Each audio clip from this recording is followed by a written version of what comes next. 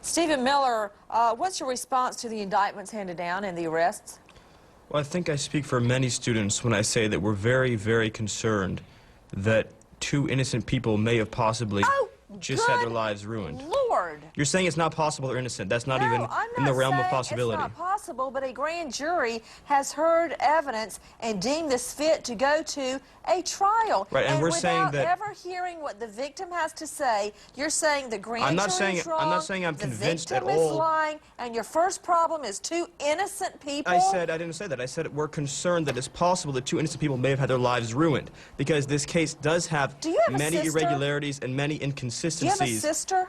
Yes, I do, but I would appreciate it. I assume you've got a mother. I mean, what your first concern is that somebody's falsely accused? Don't tell me what my first concern is, please. My first concern when I first heard these out of your mouth. Maybe I'm crazy. I don't wear hearing aids. I didn't say that was my first concern when I first heard these allegations. Was that a innocent woman had been raped? That was the first thing that came to my mind, and I think came to anyone's mind. But as the facts started to come out, there was many irregularities and inconsistencies that troubled me like many other people. You've talked on the show about how she had bruises on her the day after.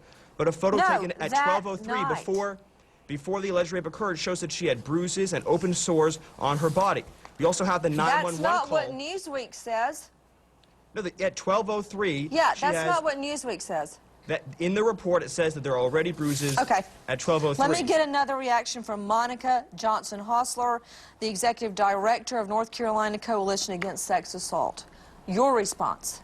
I think what I would say to this, Nancy, is, and as Dr. Baker spoke to earlier, that when you have rape victims, oftentimes the story would seem, as Mr. Miller just stated, irregular or inconsistent. And I think the reality is that the story often comes back to the victim in pieces because, as Dr. Baker always also said, that it's something that you don't necessarily want to recall and talk about at that point. So I think that's the first thing I want to say about this case is we shouldn't use the word irregular or it changes, but really think to the fact that this is something that people are asking over and over again. The sexual assault nurse examiner, law enforcement, her parents, her family, everybody wants to know what's happened.